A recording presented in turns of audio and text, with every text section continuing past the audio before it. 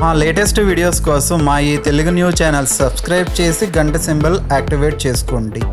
మనుషులకు మనశ్శాంతి ఎందుకు కరువయ్యింది? మనుషులు ఎందుకు ప్రశాంతంగా ఉండలేకపోతున్నారు? అసలు ఈ భూ ప్రపంచంలో మానవులు ఎందుకు సంతోషంగా ఉండలేకపోతూ ఉన్నారు? లక్ష్మీదేవి న్యాయంగా మన దగ్గర ఉండాలంటే ఎలాంటి పనులు చేయకూడదు అనే విషయాన్ని విష్ణుమూర్తి లక్ష్మీదేవికి చాలా క్లియర్గా చెప్పాడు. విష్ణుమూర్తి లక్ష్మీదేవికి చెప్పిన ఆ మాటలు మనం విని వాటిని మన జీవితంలో ఆచరించినట్లయితే జీవితంలో కష్టం అనేది రాదు. లక్ష్మీదేవి సంతోషంగా మీ ఇంటికి వస్తుంది. మరి విష్ణుమూర్తి లక్ష్మీదేవికి చెప్పిన ఆ మాటలు ఏమిటో ఈరోజు ఈ వీడియోలో వివరంగా కథ రూపంలో విందాం. ఫ్రెండ్స్, ఫస్ట్ అయితే మా ఛానల్ని సబ్స్క్రైబ్ చేసుకొని ఈ వీడియోకి ఒక లైక్ కొట్టి మాకు సపోర్ట్ చేయండి. ఒకరోజు వైకుంఠంలో శ్రీ మహావిష్ణువు లక్ష్మీదేవి కులాసాగా కూర్చొని కబుర్లు చెప్పుకుంటూ ఉన్నారు. కాసేపు అయ్యాక లక్ష్మీదేవికి స్వామివారితో కలిసి ఎక్కడికైనా వెళ్ళి విహరించాలన్న కోరిక కలిగింది.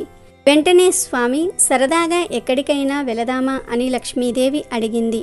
తప్పకుండా దేవి, భూలోకానికి వెళదామా, నీకు ఇష్టమేనా అని అడిగాడు విష్ణుమూర్తి. అలాగే స్వామి, త్వరగా పదండి, మళ్ళీ ఎవరైనా వచ్చారంటే మీరు పనిలో పడి మనం వెళ్ళటం కష్టమవుతుంది అని హడావిడిగా ఉత్సాహంగా చెప్పింది లక్ష్మీదేవి.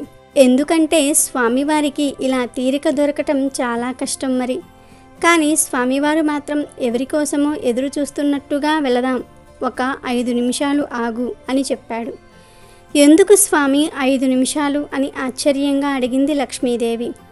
కొంపదీసి ఈ 5 నిమిషాల్లో ఎవరైనా వచ్చి భూలోకంలో విహరించాలన్న తమ ప్లాన్ను చెడగొట్టరు కదా అని మనసులో అనుకుంటుంది లక్ష్మీదేవి. అప్పుడు స్వామి చిన్నగా నవ్వి ఎవరైనా వస్తారేమోనని జవాబిచ్చాడు. ఎందుకంటే ఊరకే గమ్యం లేకుండా వెళ్ళటం కన్నా తమ ప్రయాణం వల్ల ఏదైనా ఉపయోగం ఉంటే మేలనిపిస్తుంది స్వామివారికి. లక్ష్మీదేవి భయపడినట్లుగానే సరిగ్గా 5వ నిమిషంలో నారదుడు అక్కడికి వచ్చాడు. కాస్త విచారంగా ఉన్నాడు.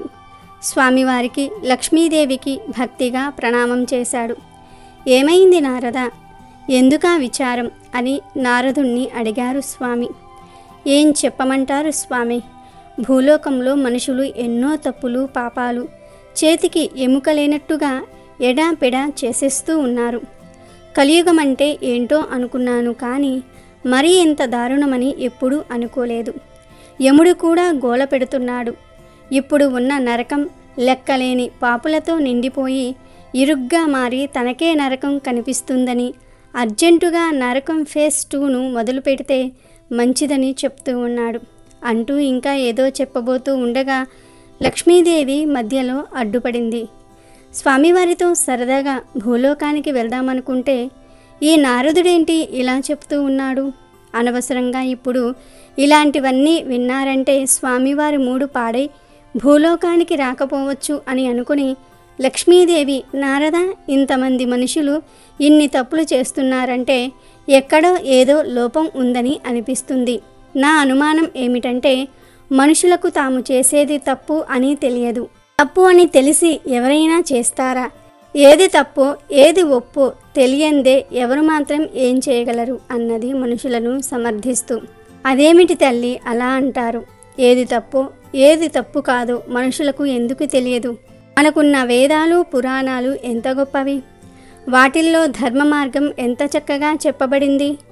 ఇవే కాక ఎంతోమంది గొప్ప గురువులు, బోధకులు, సన్యాసులు, వారు చెప్పే సూక్తులు, ఇలా ఎన్నో మార్గాలు ఉన్నాయి. మనుషులకు ఏది మంచో ఏది కాదో తెలుసుకోవడానికి ఇన్ని మార్గాలు ఉన్నాయి అన్నాడు నారదుడు.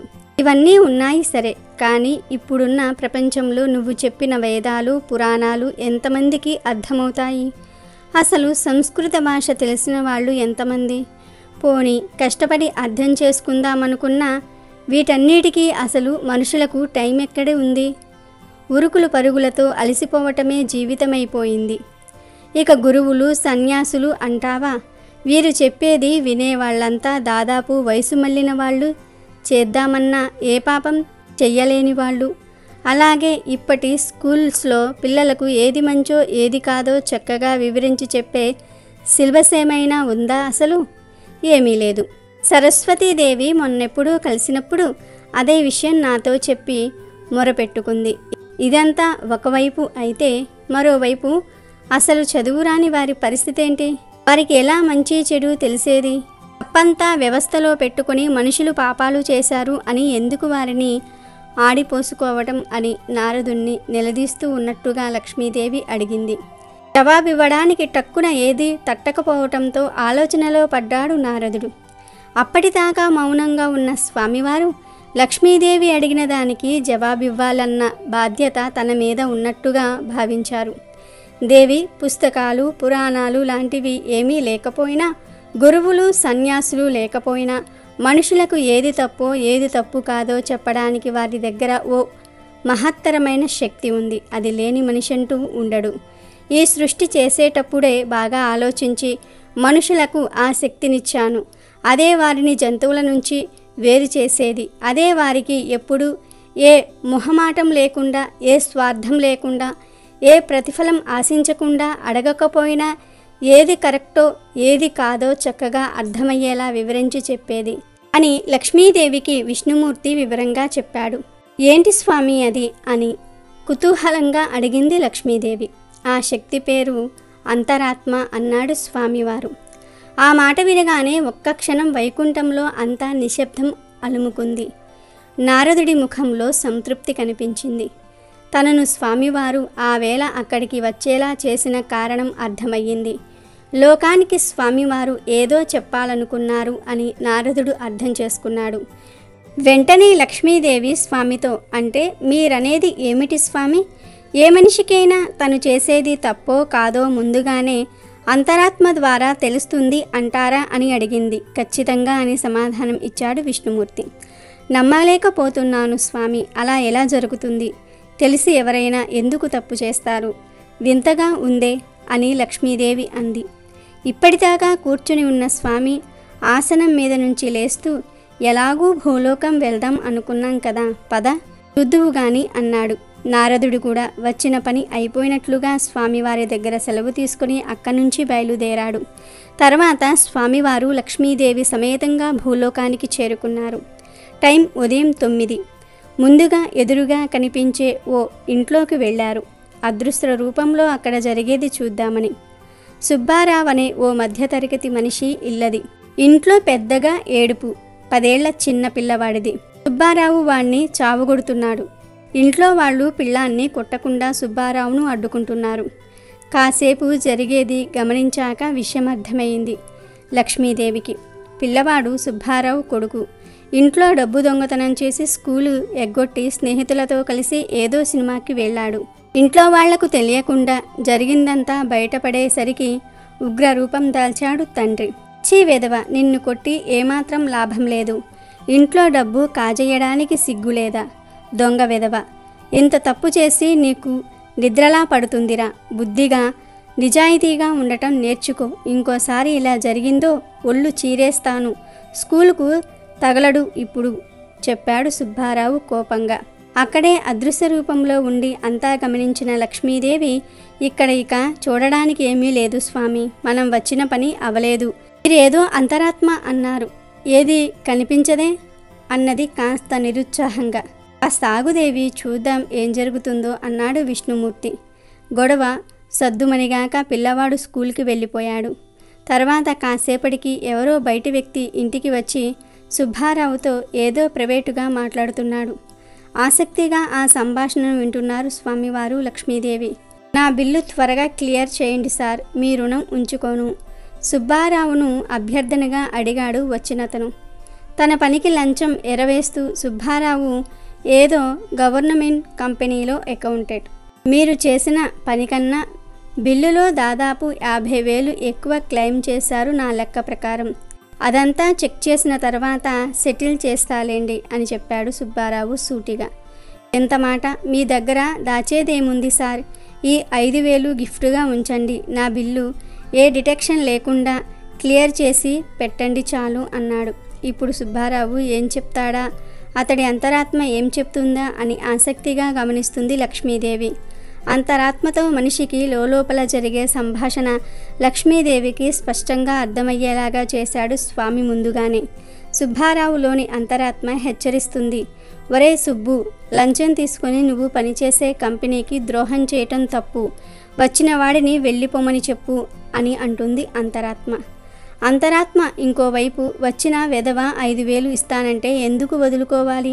పైగా ఇవాళ శుక్రవారం, లక్ష్మీదేవి అనుగ్రహంతో వచ్చిన డబ్బు కాదంటారా ఎవరైనా?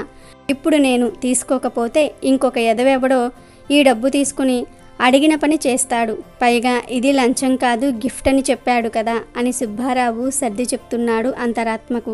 ఒరే చెత్త వెధవ, ఆత్మవంచన చేసుకుంటున్నావు. ఇంకొకరి గురించి నీకెందుకు? నువ్వు నిజాయితీగా ఏడువు చాలు. ఇందాక నీ కొడుక్కి చెప్పిన విషయాలు గుర్తు తెచ్చుకో. డబ్బు తీసుకోవటం ముమ్మాటికి తప్పే. అది నీ ఆఫీసు డబ్బు కాజేయటంతో సమానం.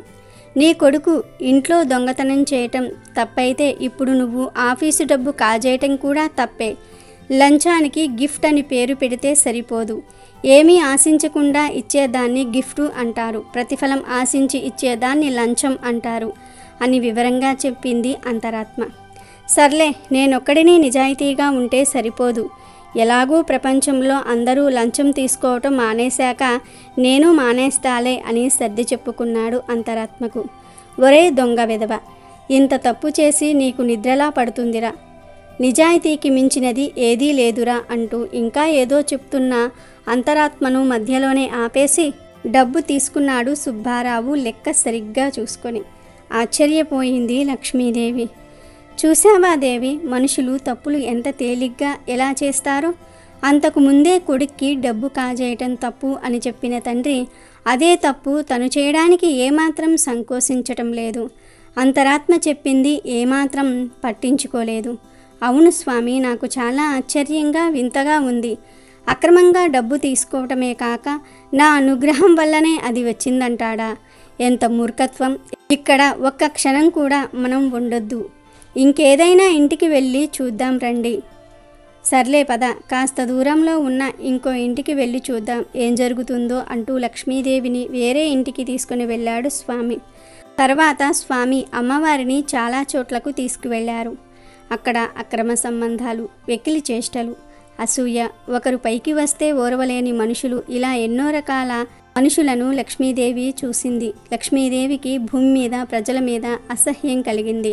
ఇవన్నీ చూసిన లక్ష్మీదేవి, స్వామి వీరితో ఇక చాలండి భూలోక యాత్ర, బాధేస్తుంది ఇక్కడ జరిగేవి చూస్తూ ఉంటే అన్నది విచారంగా. దేవి, ఇవాళ మనం చూసినవి మాత్రమే కాదు, ఓ సగటు మనిషి ఇంకా ఎన్నో రకాల తప్పులు నిత్యం అలవాటుగా చేస్తూ ఉన్నాడు. ట్రాఫిక్ రూల్స్ పట్టించుకోకుండా ఇతరులను ఇబ్బంది పెట్టడం, కుటుంబ సభ్యులతో ఆప్తులతో గడపాల్సిన ఎంతో విలువైన ఎన్నటికీ తిరిగి రాని సమయాన్ని వ్యర్థంగా బార్లలోనూ క్లబ్బుల్లోనూ పబ్బుల్లోనూ జీవితంలో ఏమీ కాని వారితో గడపటం, బద్ధకాన్ని వదిలించుకోలేక దేనికి టైం లేదు అనుకోవటం, భక్తంతా గుడికే పరిమితం చేసి కష్టాల్లో ఉన్న సాటి మనిషిని పట్టించుకోకపోవటం, గుళ్ళో కూడా ఆడవారు కనిపిస్తే వచ్చిన పని మరిచి వారి వైపు పికిలిగా చూడటం, తన కింద పని చేసే వారిని చులకనగా చూడటం, మర్యాద లేకుండా మాట్లాడడం, తోటివారు పైకి వస్తూ ఉంటే అసూయతో వారికి హాని చేయటం, డబ్బు కోసం నీతిని వదులుకోవటం, ఇలా ఎన్నో తప్పులు నిర్భయంగా చేసి చాలామంది మనుషులు నరకంలో తమ స్థానం సుస్థిరం చేసుకుంటున్నారు. నారదుడు బాధపడింది కూడా అందుకే. మరి దీనికి పరిష్కారం ఏమిటి స్వామి? ఎప్పుడు వీళ్ళంతా బాగుపడతారు అని అడిగింది లక్ష్మీదేవి. దీనికి పరిష్కారం చాలా సులువు దేవి. అంతరాత్మ చెప్పింది వినటమే. అంతరాత్మ ఎంత శక్తివంతమైందో ఇవాళ చూసావు కదా. తప్పు చేసే ముందు ఏ మనిషినైనా అది హెచ్చరిస్తుంది. నువ్వు చేస్తుంది తప్పు అని నిక్కచ్చిగా చెప్తుంది. ఎవరైనా తప్పు చేశారు అంటే వారు తమ అంతరాత్మకు వ్యతిరేకంగా ఆ పని చేసినట్టే. అలాంటి మనిషికి శాంతి ఉండదు. మనుషులు చాలాసార్లు తమకు తన శాంతి కరువైంది అని బాధపడుతూ ఉంటారు. దాని అర్థం తెలుసా? వారు తమ అంతరాత్మకు వ్యతిరేకంగా పనిచేసి దాంట్లో నిత్యం ఘర్షణ పడుతూ ఉన్నారు అని. అంతరాత్మతో సఖ్యతగా ఉండి ఏ తప్పు చేయకుండా ఉండే మనిషికి అశాంతి అనేది ఎన్నటికీ కలుగదు. ఈ జీవిత సత్యం తెలుసుకున్న మనిషి ఎప్పుడూ హాయిగా మనశ్శాంతిగా ఉంటాడు. ఇక స్వామివారితో భూలోకయాత్ర ముగించి వైకుంఠానికి తిరిగి వెళ్తూ చక్కగా చెప్పారు స్వామి. ఇక మీదటనైనా సరే మీరు చెప్పింది విని మనుషులు శాంతిగా సుఖంగా ఉంటారని ఆశిద్దాం అని చెప్పింది లక్ష్మీదేవి. కాబట్టి లక్ష్మీదేవి సంతోషంగా మన ఇంటికి రావాలంటే మన అంతరాత్మ చెప్పే మంచి మాటలకు, నీతి న్యాయానికి కట్టుబడి ఉండాలి. అన్యాయాలు అక్రమాలు చేయకూడదు. ఎవరైతే వీటన్నిటినీ కూడా ఆచరిస్తారో వారిని లక్ష్మీదేవి కాపాడుతుంది. జీవితంలో కష్టం అనేది రాకుండా చూసుకుంటుంది. అమెజాన్లో బెస్ట్ డిస్కౌంట్స్ కోసం వీడియో డిస్క్రిప్షన్లో లింకు ఉంది, చూడండి. అలాగే మా టెలిగ్రామ్ ఛానల్ సబ్స్క్రైబ్ చేసుకోండి.